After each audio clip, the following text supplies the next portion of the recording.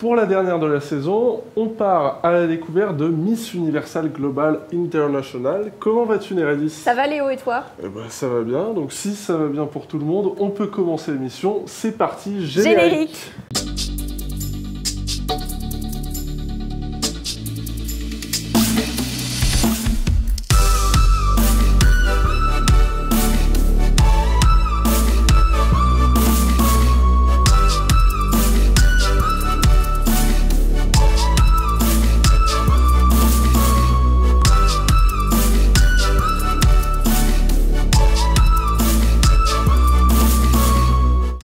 Alors on se retrouve en plateau avec Nérédis, de ton vrai prénom, Maëlys Roman. Oui, tout à fait. Aujourd'hui, je reçois qui?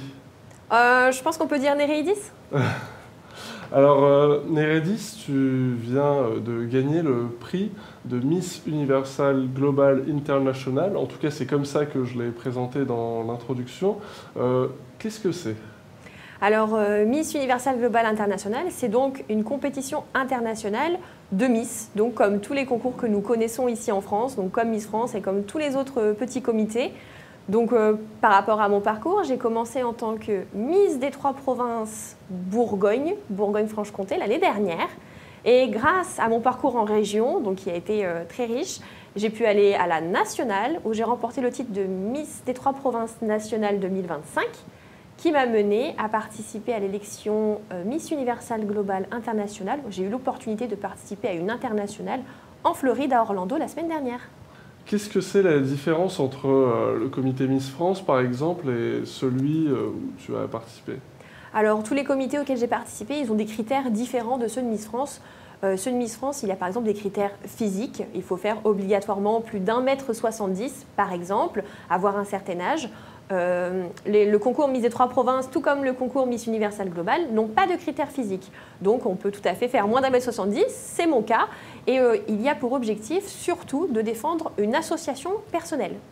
Qu'est-ce qui t'a poussé du coup à te pousser dans cette aventure? C'est l'association dont on n'a pas encore parlé mais que tu défends, ou c'était autre chose? Je pense que la partie associative, c'est quelque chose qui me plaît. Et surtout, je suis quelqu'un qui adore découvrir de nouvelles choses. Je suis quelqu'un de très passionné, je pense qu'on en reparlera.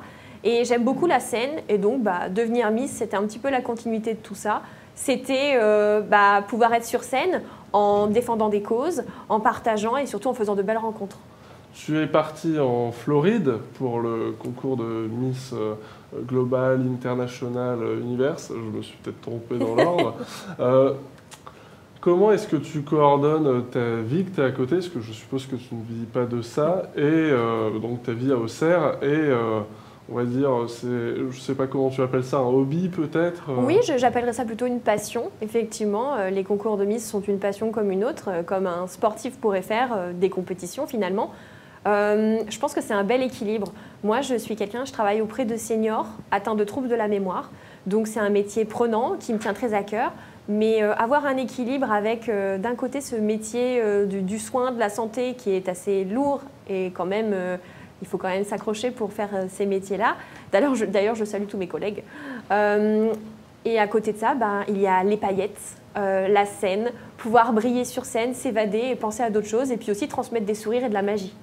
Qu'est-ce que ces concours t'ont apporté personnellement et humainement?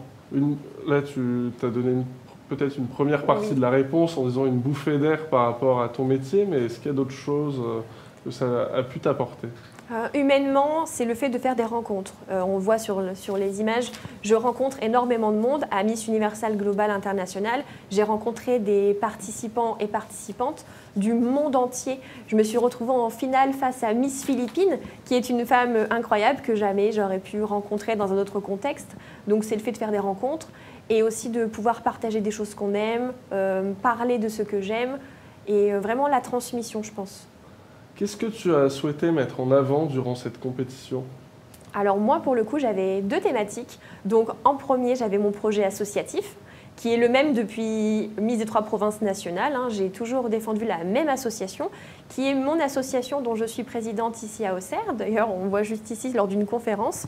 Donc l'association s'appelle Océan de légende.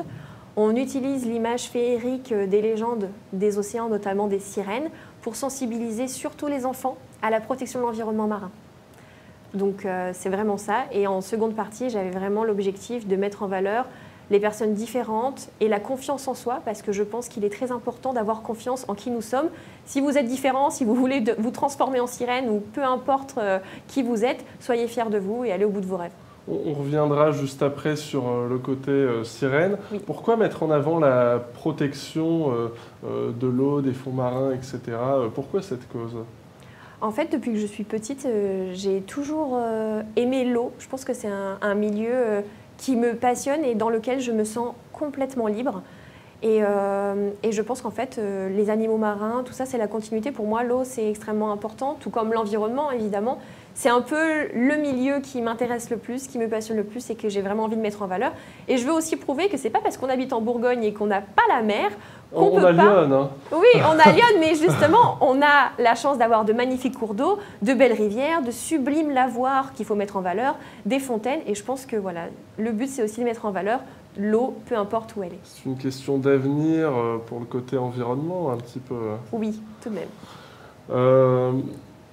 Parlons du fait que tu es également une sirène. Est-ce que tu peux nous présenter un petit peu ce milieu Oui, aquatique ? alors là, je suis venue sans ma nageoire. Ah. Alors, être une sirène, c'est en fait d'abord une pratique sportive. C'est le fait de porter une nageoire de sirène, comme on peut le voir juste ici. Il y a une monopalme intégrée dans un costume de sirène. Donc, c'est vraiment fait pour nager. Hein. C'est une discipline sportive. D'ailleurs, il faut du gainage et une certaine condition physique. Il y a de l'apnée. Et à côté de ça, c'est le mélange avec la fantaisie, diffuser de la magie. Et moi, j'utilise donc cette magie-là pour sensibiliser surtout les enfants. Parce que quand un enfant rencontre une sirène et que la sirène lui dit « Tu sais, pour protéger les tortues, il ne faut pas mettre des déchets quand tu vas à la plage », je peux vous assurer vraiment à tous que un enfant, ça reste et il retient ça toute sa vie parce que c'est une sirène qui lui a dit. Du coup, tu nages avec ta nageoire Oui. comme ça. Comment est-ce que tu as appris ? Je suppose qu'au début, tu as dû un petit peu boire la tasse. Bon, j'ai eu la chance de toujours avoir été une assez bonne nageuse, donc ça va. Je pense qu'en étant nageur au départ, ça va. Et en fait, la première queue de sirène que j'ai portée, c'est quand j'avais 13 ans. Donc ça remonte vraiment il y a longtemps. Et c'est là que j'ai créé le personnage de Néréidis, à l'âge de mes 13 ans, avec ma nageoire de sirène. Donc je pense que ça s'est fait de manière assez naturelle, pour moi en tout cas. Est-ce qu'il y a des hommes dans ce milieu ? Tout à fait. C'est un milieu marin magique pour tous. Donc on a effectivement des sirènes et des tritons. Les tritons, sacré surnom. Tu peux devenir triton, Léo, si tu veux. Je ne sais pas, je me suis pas encore posé la question. On y réfléchira, peut-être pour que tu essayes. Et du coup, tu nages dans Lyon ou à la piscine ? Je sais pas oui, comment alors ça se passe, en piscine, mais on peut nager en milieu naturel. J'ai par exemple déjà nagé donc, sur les quais d'Auxerre pour faire des photographies. Et aussi, j'aime bien aller dans les lavoirs. Ok. On parlait de ton association tout à l'heure, donc qui défend la cause des océans, globalement. Oui. Quelle action concrète as-tu pu mener avec cette association ? Quelle action est-ce que tu mènes au quotidien ? Alors, comme je disais déjà, la sensibilisation, et on a mis en place donc, une conférence, donc on a pu voir quelques images tout à l'heure. Cette conférence, justement, elle a pour but de parler de la discipline, menant jusqu'à l'éthique de la discipline, dans ce qu'on a envie de transmettre, toujours avec quelque chose d'éducatif, quelque chose d'adapté pour tout le monde au niveau familial. Récemment, on a été invité à la bibliothèque municipale où on a pu lire des histoires justement au sujet de la protection de l'environnement marin à des enfants de 8 ans. Comment le mermaiding s'intègre-t-il dans ton engagement ? Est-ce que c'est d'abord l'engagement, puis la sirène pour, entre guillemets, je ne vais pas dire faire parler, mais pour marquer les esprits, ou alors c'est la sirène qui glisse vers la protection de l'environnement ? Je pense que c'est un tout. Je pense qu'être une sirène, être une miss, être une sirène, briller avec cet univers, en fait, je pense que pour moi, ça a toujours été un état d'esprit. En fait, je ne pense pas qu'il y a eu une sirène, puis quelque chose d'autre. Non, je pense que je suis née comme ça et qu'en fait, ça a toujours fait partie de moi. Et c'est juste que voilà, quand j'ai été adolescente, ça ressorti. Et en fait, ça ne m'a jamais quittée. Et je pense qu'à partir de maintenant, ça ne me quittera plus jamais. On peut être sirène de 7 à 77 ans ? Bien sûr, même plus. Moi, je dirais plutôt jusqu'à 99 ans. À partir du moment où on aime nager, il n'y a pas de souci. Quels sont tes projets pour la suite? Alors, en tant que Miss, alors déjà, j'ai encore mon titre national, de Miss des Trois Provinces nationales. Donc, je vais continuer à porter mon titre fièrement jusqu'en octobre, où je ferai la passation à la prochaine Miss des Trois Provinces nationales. Je pense que ce sera déjà plein d'émotions aussi de remettre ce titre-là. Et ensuite, en tant que Miss Universal Global International, donc j'ai vraiment envie d'axer le projet. C'est un comité qui a lieu aux États-Unis. Donc voilà, c'est en Floride. Je veux vraiment faire le lien entre le comité international et nous, en France, en Europe. Vraiment faire le lien ici et montrer que nous aussi, par chez nous, on a de belles choses à proposer, de belles activités à faire. Donc j'ai envie de partager. Là, on me voit justement à la maison de retraite départementale où je travaille, où je présente mon titre. Donc j'ai hâte de pouvoir aller leur raconter mon parcours international. J'ai envie de continuer à avancer au niveau associatif. Par exemple, au mois de septembre, on va mettre en place un grand événement au sujet des ramassages de déchets. Donc tout ça, ce sera avec mon écharpe internationale et j'espère que ça va me porter toute l'année. C'est quoi, comment se retranscrit aujourd'hui un peu cet engagement, ce titre de Miss Universal Global International, Parfait. je l'ai bien prononcé, comment ça se retranscrit une fois le titre passé? Le titre obtenu. Le titre obtenu, d'accord. Donc là, en fait, pendant un an, donc je suis soutenue par, d'ailleurs, on voit la directrice internationale juste ici, qui s'appelle Suzy. On a notre directrice internationale, en fait, qui va me suivre tout au long de l'année. Donc là, pour le coup, ce sera avec des visios. L'objectif, c'est de proposer le maximum de choses. Moi, mes objectifs, comme je le disais, donc c'est la protection de l'environnement marin, le partage et pouvoir faire le plus de choses possible. Donc après, je verrai les opportunités, ce qui vient à moi. Je pense qu'il y a énormément de choses à faire. Pourquoi pas aller dans les écoles, pourquoi pas aller à la rencontre d'autres personnes. Je pense qu'il y a des tas de belles choses à faire et à vivre avec ce titre. Et surtout, j'ai envie de partager ce titre avec tout le monde parce que, certes, j'ai réussi à le gagner, mais je l'ai ramené en France et je veux vraiment le partager avec tout le monde. Tu l'as ramené dans Lyon, c'est encore. Je l'ai ramené dans Lyon. Comment on peut suivre ton actualité et soutenir tes actions? Alors sur les réseaux sociaux, évidemment, sur Facebook et Instagram, donc avec les liens donc, pour Néréidis. Sur Miss des Trois Provinces nationales, qui partage absolument tout depuis le début de mon parcours. Et sur le Instagram de Miss Universal Global International.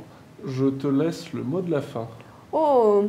Je pense que j'ai tout simplement envie de dire aux personnes que peu importe d'où vous venez, peu importe si vous venez d'une toute petite ville, un tout petit village juste à côté d'Auxerre, croyez en vos rêves et surtout croyez en vous, car rien n'est impossible. Merci Néréidis. Merci. C'est la fin de ce dernier numéro d'A Découverte de la saison. On se retrouve en septembre pour de nouveaux épisodes. Je vous souhaite à toutes et tous de très bonnes vacances ou bonne chance pour ceux qui sont encore au boulot en ce mois d'août. À bientôt, ciao ciao.